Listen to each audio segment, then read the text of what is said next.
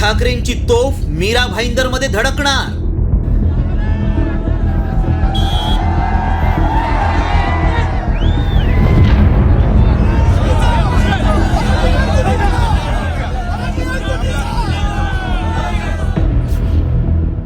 मीरा भाईंदर मध्ये वाघ येतोय.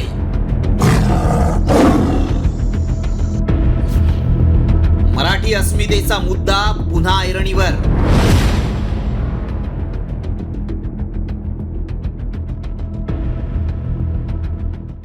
मुजोर अमराठी व्यापाऱ्यांविरोधात मीरा भाईंदर मध्ये निघालेला हा विराट मोर्चा सत्ताधाऱ्यांसह मराठी द्वेष्ट्यांची धडकी भरवणारा ठरला होता. याच मोर्चात मराठी माणसाच्या एकजुटीनं परप्रांतीयांच्या मुजोरपणाला चपराक दिली होती.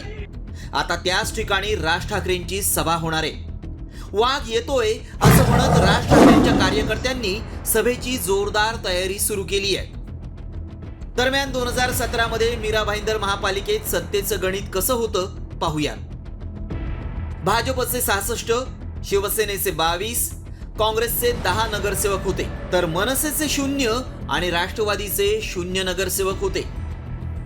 मीरा भाईंदर महापालिकेत 2017ला मनसेचा एकही नगरसेवक निवडून आला नव्हता. त्यात येत्या निवडणुकीत मराठी मोर्चानंतर मनसेला भोपळा फोडता येईल का, यासाठी मनसे कार्यकर्त्यांनी वॉर्डनिहाय बांधणी सुरू केली आहे. मनसे आणि उद्धव ठाकरेंच्या शिवसेनेनं एकत्र येण्याचा निर्णय घेतला तर मराठी मतं ठाकरे बंधूंच्या पक्षाकडे वळतील.